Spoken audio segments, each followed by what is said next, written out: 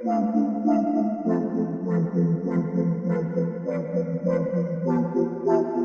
into the Film Guy Network. It's football season, which means I've got a film study for you.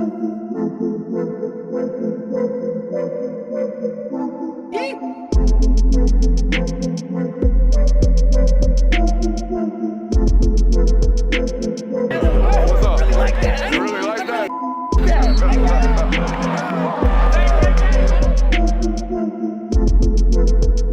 Let's shut up and grind some tape.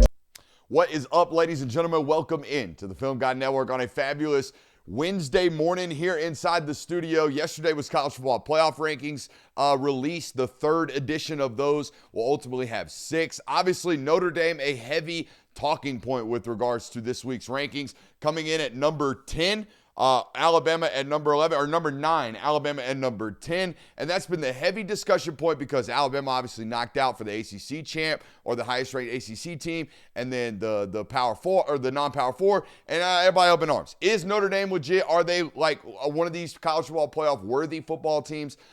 We have a lot of opinion-based takes on the show when we go Monday through Thursday live, 8 o'clock to 10 o'clock. This ain't no opinion. This is film. We're going to show you film today, and we're going to let you decide whether or not you think this Notre Dame team is legit. I happen to believe they are. A dynamic run game, everybody knows about that, but the quarterback is legit. Malachi Fields is developing further and furthermore as a dynamic weapon at the X receiver position. And defensively, man, they are as good as they have been in years prior and finally growing together and molded together as a defensive unit. We're going to show you that today as well. Super excited to do this with you guys today. We got a couple of rules around here. If you are new, if you learn anything about the game of football today, you must subscribe. If you learn anything about your favorite football team today, you must subscribe. And if you have any fun at all today, you must subscribe. Let's shut up and let's grind the tape. I think this is a topical study, Jonathan, because I think we're going to have a lot of Alabama fans hate watching this one. A lot of people thinking this team is not legit. A lot of people saying, hey, they've lost their 2 games against 2 high-quality opponents, right? They do have that USC win, yada, yada, yada. A lot of opinions about this football team. Let's watch them. Let's watch why they are ranked where they're at and why they're as good as they are, right? Here we go. First play that we're going to take a look at is actually play 6 of this football game. We can see some time has been worked off. I'm going to be honest with you. Offensively, for Notre Dame early on, it was filled with a lot of penalties. It was filled with a lot of mistakes. It was filled with a lot of a bad, all right? But it doesn't matter because they got the most electric football player in college football right now, and that is, of course, Jeremiah Love. And everybody's seen this one on social media. I watched it, obviously, before I even got to the All-22.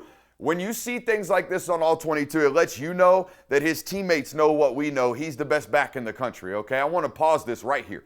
Okay, this right here is the quarterback given the very well-known football signal for, oh, that's a tud. And when does he know? He knows as soon as we have put the back one-on-one with the safety. And he knows Jeremiah Love's going to do his job. We always talk about on this network the job of the offensive line, the job of the run game coordinator, the job of the offensive coordinator, the job of the quarterback is to put the back one-on-one with the safety in the running game and allow him to do his job. And he's going to do exactly that with an overpowered spin move. And I'm going to tell you right now, in the years that I've watched Jeremiah Love, even dating back to his days in St. Louis, Missouri playing high school football, this kid will not get caught. You're not going to catch him in open field. He is 100% taking it to the door. Will you double check me on that St. Louis callback on his recruiting profile? I do believe he is from that area of the country, but man, whoo, power move on the spin move and then taking it to the door. Again, nobody catching this guy. He is the most electric straight line speed guy there is in college football. He was a 10-700 meter runner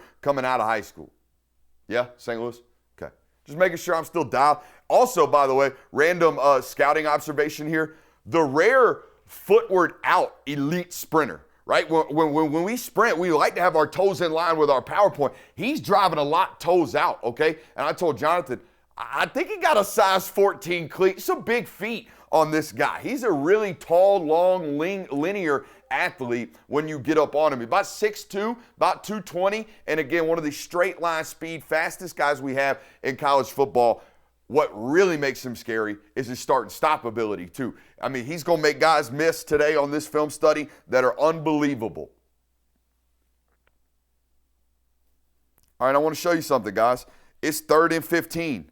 The ball is at their own 15. All right, this is the 13th play of the football game. They're up 14-0. because of a Jeremiah Love explosive and because of a pick six that we're going to show you a little bit later defensively. This whole first quarter was, again, a lot of penalties, a lot of negative plays, a lot of getting the quarterback hit, and then they settled in, all right? But they didn't settle in without a little bit of help from Pittsburgh. You'll see right here on this play. Guys, it's 3rd and 15. DJO, do not jump off sides. DJO, DJO, DJO. We cannot bail these guys out. All right, now, we're going to give them a free 5 here, but they earn a free 45 because Malachi Fields is what I'm telling you about a little bit earlier. This guy is developing into the most dominant X and most real X that Notre Dame's had in probably 5 or 6 years, as long as I've been studying on this YouTube channel. This is the best one-on-one, go get the ball football player that they've had. Look at that stretch right there from number 0. Tremendous catch right there. But again, we can't be doing this type of stuff if we're Pitt. They do it again later for another touchdown to Malachi Fields. We cannot give this team free plays. Now, I will say this about Notre Dame. Most college teams are freezing right here on 3rd and 15. We see this a lot. They're trying to get free 15. They're trying to get a free play. Don't be stupid defensively. What I will say about Notre Dame, they are such a disciplined operation. They have been as long as Marcus Freeman has been there for my money. They are such a disciplined operation. You'll get a hard count on 1st and 10. You'll get a hard count on 2nd and 5. You'll get a hard count on 3rd and 2. Like you'll get freeze plays whenever. Most college football teams are only doing it in criticals, trying to get free plays in those situations, right? Not Notre Dame. They will hard count you at any point, anytime. It really disrupts the flow of these speed rushers, but we can only do it, guys, if we have a really, really disciplined tight 5 on the offensive line, right? Especially doing things like this on the road. This is taboo for most football teams. They don't have enough discipline on their units to be doing this. Look at this play. I mean, come on, son. Tremendous grab there for Malachi Fields. But the very next play, okay, we lose the rat. Now, we're going to do this to the opposing quarterback here in a minute. All right, I think we might have 2-man or maybe some cover 2 right here. What we can't see as a quarterback is that those safeties are actually split in their alignment. When those safeties split that alignment, they're not in one parallel alignment pre-snap. They have a tendency to break post-snap, closing the picture, right? We have a 2-high look. Now it's about to change to a 1-high look. I think this is a mistake that, C.J. Carr probably doesn't make in a couple of more weeks, right? We're still very young in our development as a quarterback. We probably thought we were getting too high, which meant one safety was going to be over here, one safety was going to be over here, which means when we bend past that underneath hook curl defender, there's going to be nobody over here, but we didn't realize the safeties had split their alignment, and now we lose what we call the rat player, right? This flat or this hook curl player over here who's breaking down into the low hole, he doesn't have any responsibilities once this wide receiver breaks out into that cover 3 corner. There's no more threats over here offensively to take his eyes. So now he's willing or able to float on our eye contact as a quarterback. You'll see from the tight, C.J. Carr never sees this guy. Again, this is a nuanced thing that we're going to pick and learn as we get older. You see those safeties right now, they're showing that split look. As the play progresses, they will break that alignment. Boom. Okay? So it wasn't all that good of a start offensively for this Notre Dame bunch, but they eventually settled in. And when you look up the offensive line coach for Notre Dame, he deserves a shout. As someone who watches offensive line units over and over and over again on this channel, the amount of teams I'm watching getting beat on simulated pressures and just basic stunts, it blows my mind. It almost makes me wonder if we're doing blitz pickup period as an offensive line unit. Do we have a name on this? Joe Rudolph. Joe Rudolph is a dude. He's been a dude. I don't know how long he's been there, but this is the prime example of what I'm talking about. Look how well they clean up this pressure and this stunt from Pittsburgh, okay? They got 4 downs. They're going to bring a 5th right here late, or at least show that they're bringing. Also, you see that Mike creeping up. So they're really bringing 6. It's actually a blitz right here. Offensive line doing a great job passing off this stunt right here. All 3 of these players intertwine. The number 2 threat comes inside. Number 1 goes out. Number 3 stays with a speed rush. Watch this center to left guard. Watch him clean up and pick up that stunt. That's as good as it gets, all right? Also love Mike identification, running up, stepping on his toes right here from Jadarian Price. Great job right there that's actually Jeremiah Love. We want to make that contact happen as soon or as close to the line of scrimmage as we possibly can. He's got momentum. If we make this happen at -2 or at -3, we have a chance to get driven back into our quarterback. Just tremendous pocket right here for the Q, and he rips a delightful ball into cover 3 to his tight end. Again, this Rat player, now, hey, we learned, right? They showed too high last snap. Now they're breaking it again, getting back into that cover 3 look. Where are we vulnerable in cover 3? The seams and the flats, right? The seams and the flats. Reason being, they got a bubble player here. They got a bubble player here. They got a bubble player here. They are vulnerable here. They are vulnerable here as this player moves to the middle of the field. Tremendous job right here by the Q, throwing with anticipation, throwing with touch, and a great job here being tough as nails by number 9. I'm going to need a name on number 9 as well. Jonathan, I got you working like hell. Number 9 is a tough SOB. Number 9 might be the toughest tackle right now at the tight end position that we've studied on this network from a, oh no, you're gonna have to bring your hat here. There are other guys that are far more athletic, far more twitchy. They got longer explosive speed. This kid's impossible to tackle. What's his name? Eli Raradon? Eli Raradon. Talk to him now. We probably butchered that one. Notre Dame fans going to help us out in the chat. He is a SOB to get down on the ground. You're going to see a play later. He gets tackled, or it seems like tackled at the damn +2, and it ends up a 15-yard carry. That safety thought he had a free lick. He did not, okay? Big boy. I would imagine 6'6", close to 252 on my man right here, number 9. 6'7", 252. You know? You're just loving that one over there, Jay. Well, hey, tight end slip, tight end pops, all of this stuff, right? Hey, you are a heavy run football team. I love H insert. We've been talking about this a lot lately on this network. I love when offenses bring in the H back. All right, now we got a old pseudo tight formation, okay? Used to, we put that joker on the line, and then we put a fullback back here, and then a running back, and we get in the eye, right? That's old school football. All right, new school, old school football is bringing this H in, finding that bubble or finding that crease in the offense, and then inserting that H back, inserting that big 6'7", 252-pounder on a Mike linebacker and smacking him in the face. That's H insert. A lot of teams running it nowadays. All right, what is the caveat or the twist off of H insert? H insert slip. We're going to show that look of the H inserting into B gap, and then we're going to slip him past everybody and get him running down the field. Watch this from the wide. Love this play call here from Denbrock. Again, first real area in the plus territory. This is a hunt and explosive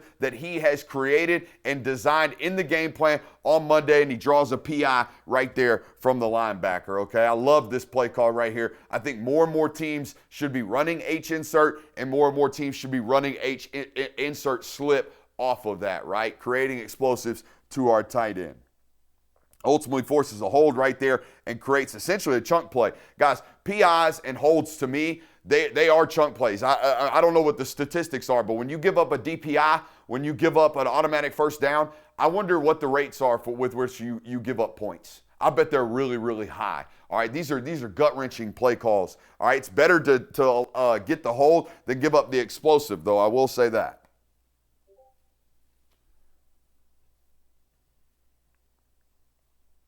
Number 1 short yardage play in college football, H into the flat. Okay, H arrow off of play action, the number 1 play in short area football right now. All right, everybody is running it. Let's get the 2 wide receivers out there blocking. Let's get our big tight end who is an SOB to tackle the football behind the line of scrimmage. For this guy to be 6'7", 252, turn his body around and catch that football like that, that's really impressive, right? But get 2 wide receivers out there blocking smalls. Let's go pick up some short yardage. I only show you this because, hey, I like to let people know there are some tendencies in offensive coordinators as well. Because here in about 5 plays later, they're going to run the same exact play, and Pittsburgh's going to sniff it out like you ought to when you see plays multiple times over within the same drive, okay?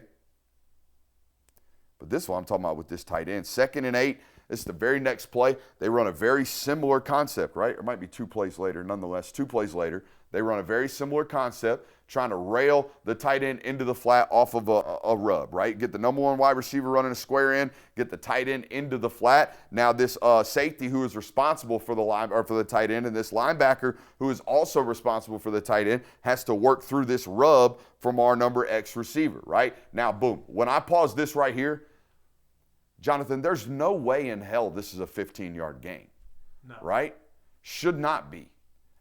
So much so that I speed do a lot of this stuff. Like when I assume you're tackled, buddy, you ought to be tackled. And then the next thing I know, I look up and they're up here. And I'm like, what in the hell happened? Well, what happened is number 9 is an impossible tackle for these DBs out in the flats. I mean, this is impressive stuff here from this Monstar.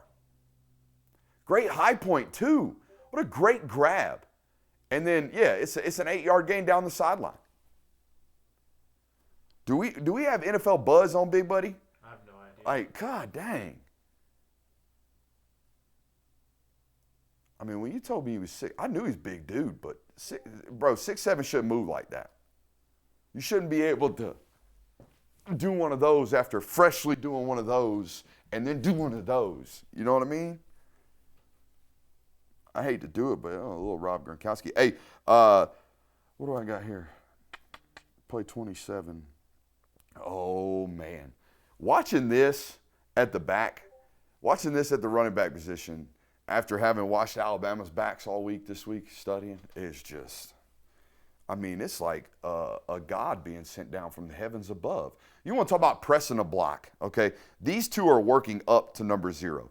But if we just sprint our ass to this hole, number 0 is going to meet us at it, all right? But what Jeremiah Love does is so great from a back's perspective. He is going to gear down, right? He's going to gear down, he's going to press, and he's going to make 0 pick and decide. And then when he ultimately picks and decide, now I'm going to press the hole aggressively. You know what my notes say right here? This is how you press with pace. Because watch it full speed. I slowed it down for you guys. Watch how he aggressively presses the hole, then gets square, allows the block to be developed, then accelerates through the hole and makes the safety miss. Watch this. This is exactly how you do it. Press with pace, and then accelerate through, take care of the safety, finish with aggressiveness after the contact point. That's as good as it gets from a back's perspective, okay? And good Lord, does it help the offensive lineman out. I mean, I can't tell you how many times I watch offensive linemen right here have this linebacker just blow past them, and then they do one of these. They do one of these flippers on him, and they can't grab him, and the linebacker makes the play for +4, don't he? It's all on the back, though. It's all on the back. We all work these cogs the same way. These combinations, these center and guards combinations, we all work them the same way. We all coach them the same way. Pace on the first level, work them into the second level. But if your back's sprinting past you way too fast, we got no time to work him to the second level. Such a great job by the back, man. Because I do think you're going to see in the NFL draft, like anybody who's trying to knock this guy is going to say he can't do it in between the tackles. They have never watched this kid play. Never.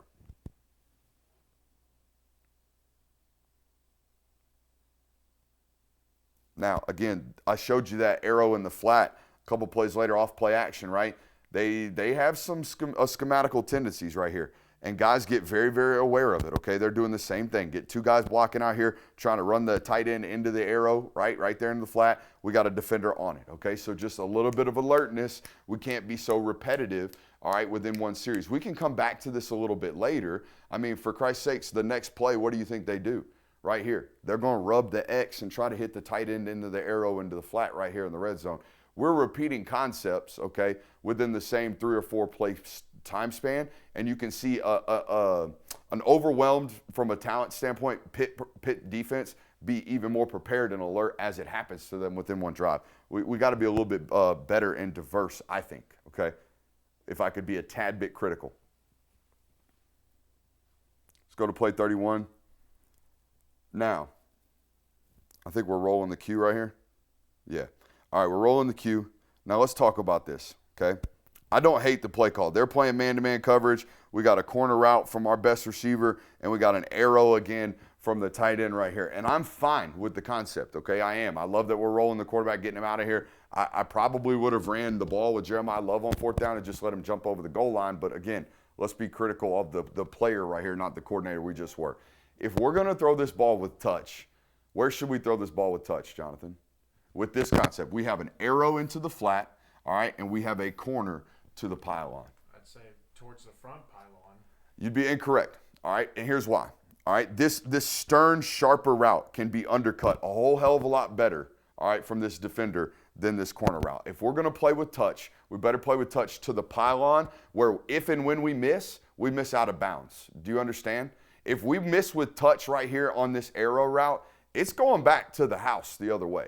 If we miss inside, if we miss anywhere other than way outside, we're in trouble. So, hey, do I love the ball? It's really, really competitive. It was never in danger, 100%. But we have to play with touch right now because of the rollout. I like playing with touch a whole hell of a lot more over to this grass than this. Do you agree now that you've seen it, Jonathan?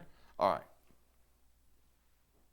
And you can see it from the back. This ball, from the moment it leaves his hands, got a lot of arc on it, okay? And I love that he can play with touch because I know he can play with a lot of velocity as well, all right? But, yeah, if we're going to play with touch, let's play with touch out here with some more grass to play with.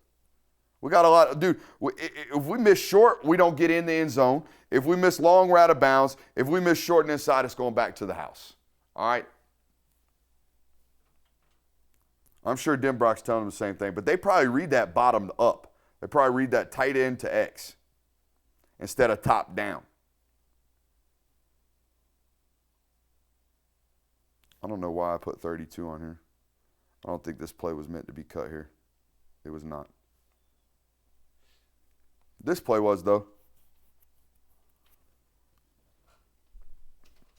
It's not just Jeremiah Love either, right? Like, everyone who's watched Notre Dame over the last 2 years knows that this Jadarian Price guy is really, really good, too. He's really, really good. You know who he reminds me of? Never mind, I'm not going to do it.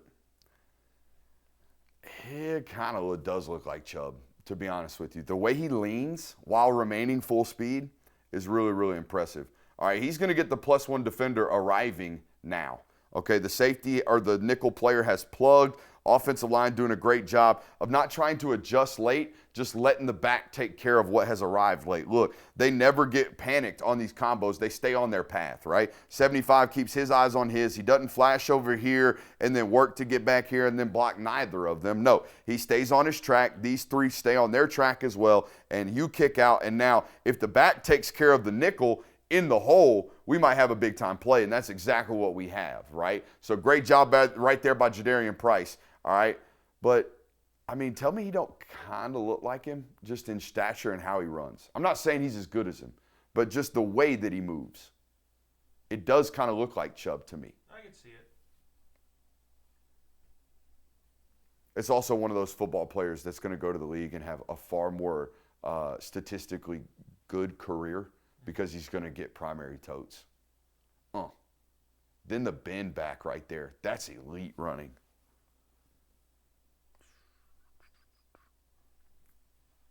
All right, this is what I wanted to show you. Look, hey, it's 2nd and 5 right here, guys. 2nd and 6, actually. 2nd and 6 plus territory, okay? They're going to swing the back in motion right here, okay, and go full-on hard count. They got him, all right? This is a touchdown for Notre Dame that has been created through Pittsburgh just playing not so disciplined football. All right, but again, most college teams are doing this on 3rd and 2. Most college teams are doing this when they're backed up inside their own 5 trying to get out of their own end, right? Like there are situations where we become alert, where coaches are like, hey, don't jump off sides. But against this team, we have to take that don't jump off sides approach on every single down. Because again, I know it's only Pitt, and I know they're not playing in front of 103,000, but they're still playing in front of 69,000. Nice. They're still playing in front of a lot of people on the road, and they're hard counting on random downs. All right, and they're getting touchdowns out of it, big, massive plays out of it because Malachi Fields is a freakazoid. God, he's playing great ball.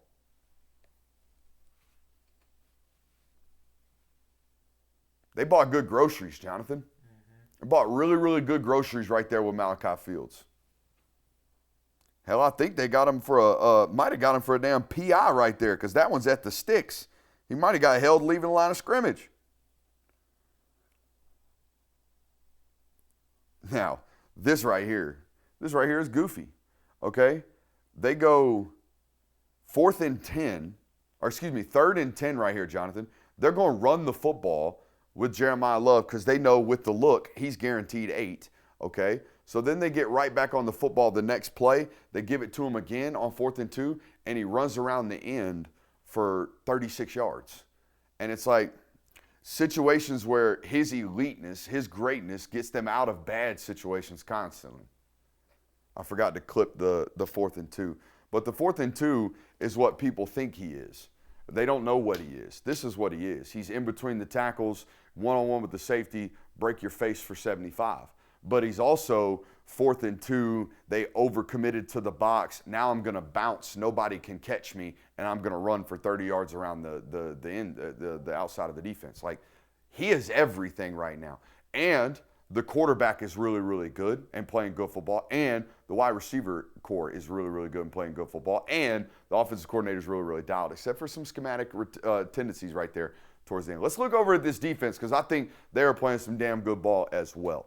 Hey, I want to take a quick minute to give a shout out to our friends over at Sleeper. What a great time to be here on this network this year, but also a great time to be with our friends over at Sleeper. Go over to Sleeper today, the #1 place for daily fantasy and prop plays. Sleeper Picks is a real money product that connects friends over picks. Choose 2 to 8 of your favorite players from pregame, live, or even across different sports. Pick more than or less than the predicted stats. It's that simple. On Sleeper, you can get up to 100x payouts, share with your friends, and get rewarded today. Use promo code Brooks, as you see on the screen, on Sleeper and get 100% deposit match up to $100. Again, that's sleeper.com/promo/Brooks. Terms and conditions apply. Boys, as you know, we're about 28 minutes at the time of this ad read from the kickoff of NFL Sunday. So go ahead, run over to Sleeper right now. I'll give you permission to leave the stream actively. Go over to Sleeper, get a play in right quick, and get paid. We appreciate those folks over there at Sleeper. Again, that's promo code Brooks over there on Sleeper. All right, I thought on the opening drive, Pittsburgh chunked them up pretty good. As you can see, the first play we're going to look at is on the +40, all right? They have already moved the football pretty good, some principal beaters, right? Caught him in man, rubbed him a little bit, caught him in zone, checked it down a little bit, moved the football to open the game. And then Pittsburgh, man, when we're at home and we got a top 10 football team at home and we get winners to open the game, we better win. All right, we got one right here. We drop it, all right? We absolutely drop it. I call this the old, we study this one a lot. Notre Dame fans probably, I don't know if they're always here, but I think Georgia tried to run this on them in the Sugar Bowl, right, where the point man over here in a bunch formation pretends to block, and then he's going to run the I would call that a rail, wheel, whatever you want to call it. He's going to go. He's going to run a go route, all right? And the DB, both of them, the corner down there responsible for him, I think that's Christian Gray, gets a little bit too handsy, eyes in the backfield, thinking we're probably getting run at, all right? And we're actually getting pass at, all right? And Pittsburgh takes it right off the face mask and drops it. Probably should have been a 40-yard chunk play right here for the offensive coordinator. Instead, they're about to turn it over on downs in just a couple of plays, okay? So first possession, probably feel as if we should have 7 points as an offense, but doink, we take it right off the shoulder pad, and nope, no good. So again, I didn't feel as if Notre Dame played their cleanest version of football to start this one, but they play team-oriented football. They pick each other up constantly like this next play, okay? Play 6 right here is where we should be. Look, hey, 3rd and 10, another example of it right here. They're still really, really good at it. They still got really great corners. I would argue this. I watch a lot of ball. We always talk about it. I don't know if there is another defensive back core in college football undercutting deep overs in man-to-man coverage more so than Notre Dame.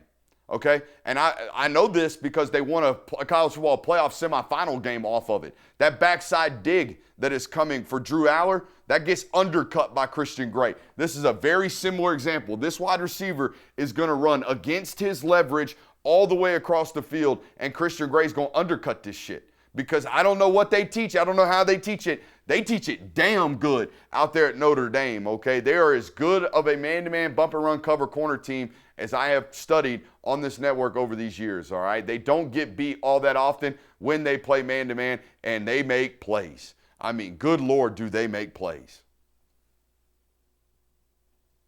And it's so tough because now, right, you get a snap of man-to-man, and they get you off the field on 4th and 8 with man-to-man. They get you off the field on 3rd and 9 with man-to-man. And then we're trying to take a shot or hunt a pass play on 1st down. And now all of a sudden, crap, they're bumped into cover 3, all right? And now I got to pay attention to where this guy's at.